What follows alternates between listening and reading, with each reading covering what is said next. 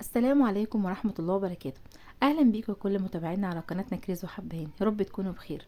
النهارده ان شاء الله معانا فيديو جديد هنعمل فيه اسهل واسرع واحلى كاتشب ممكن تعمليه. كاتشب بيتي كده هتعمليه بسهولة وبمنتهى السرعة، كده هتعمليه لولادك وسهل وكله في الخلاط كده وتولعي عليه على طول ومش هياخد وقت على النار كمان.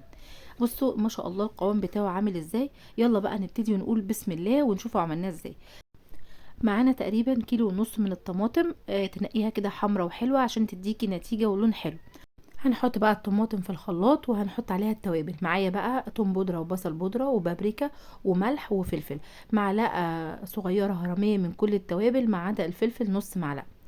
هنديهم بقى ضربة مع بعض مع التوابل. بصوا مفيش اسهل من كده، كل اللي انت عملتيه ان انت ضربتي الطماطم بتاعتك مع التوابل. وهنشوف هنعمل ايه بعد كده. انا بقول لكم طريقه سهله وسريعه جدا، مش هتاخد منك اي وقت، وهتكوني عملتي الكاتشب البيتي الحلو لولادك بالذات، لان في اطفال كتير وولادنا بيحبوا الكاتشب جنب البطاطس وجنب اكلات تانية. فهتكوني مطمنه ان انت عامله لهم حاجه نظيفه وفي البيت.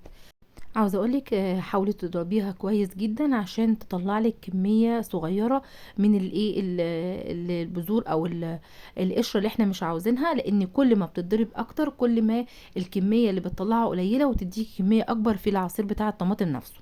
تمام. بصوا انا كده بحاول بقى ايه بالسباتيولا كده اطلع الكميه اقل كميه منها واستفيد باكبر كميه طماطم هتطلع لي. خلاص هي كده بقت جاهزة. هحط عليها كوباية من السكر وكوباية من الخل. دايما السكر والخل بيبقوا تقريبا قد بعض. خلاص واقلبهم بقى تقليبة وبعد كده اطلع بيهم على النار. طبعا انا زي ما قلت لحضرتك في الاول انا عامله كيلو ونص او يزيد شويه من الطماطم، هتديني كميه كويسه جدا. بعد ما قعدت شويه كده على النار وبدات تدخل تتقل، جبت بقى معلقه من النشا في نص كوبايه من الميه ودوبتها كده وحطيتها على الطماطم. طبعا النشا هنا وظيفتها ان هي بتقلي وبتخلي لي السمك بتاع الكاتشب حلو جدا. هقلب فيه بقى تقلبتين وخلاص، هو كده خلاص بقى جاهز ووصل للسمك اللي انا عاوزاه. نزلته من على النار. بصوا لو لاحظتوا ان انتي بعد ما تنزليه من على النار ولقيتي القوام بتاعه يعني ايه مش ناعم زي بتاع بره، هتعملي خطوه حلوه قوي هتوصلك للقوام ده، ان انت هتجيبي الخلاط وتضربيه ضربتين كده في الخلاط. هينعم معاكي القوام ويخليه زي بتاع بره بالظبط. خلينا يا جماعة متفقين ان الحاجة اللي بتتعمل في البيت بتبقى اضمن واحسن وصحيا اكتر من لاولادنا. فانت ما بتحسيش بتأنيب ضمير وانت بتديها لهم. تاني حاجة ان هي برضو اقتصادية، يعني انت لو حسبتي انت طلعتي قد ايه كمية كاتشب هتلاقي ان انت وفرتي كتير بالنسبة لاسعار بره. بص ازازة الكاتشب بره بتبقى بكام وانت هتطلعي كمية قد ايه، يعني تقريبا اضعاف اللي ممكن تجيبيها بنفس السعر من بره.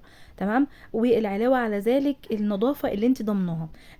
كده بقى الكاتشب بتاعنا جاهز ما شاء الله. شوفوا لونه وقوامه حلو قوي ازاي. يلا بقى اعمليه لولادك واستغلي ان الطماطم اليومين دول برضو رخيصة لسه ما غليتش، فممكن نعمله لولادنا. عاوزه اقول لكم بقى سريعا كده التوابل اللي انا حطيتها: توم بودره وبصل بودره وملح وفلفل وكبابريكا، وكمان الخل والسكر ومعلقه النشا مع نص كوبايه ميه. يا رب يكون الفيديو عجبكم، ما تنسوناش بقى في اللايك والشير.